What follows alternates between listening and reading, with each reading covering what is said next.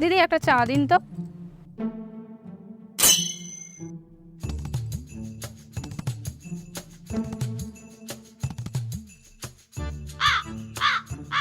এই নাও, এই এক কাপ চা নিয়ে এবার সারাক্ষণ বসে থাকবে, আর কিছুই নেবেন।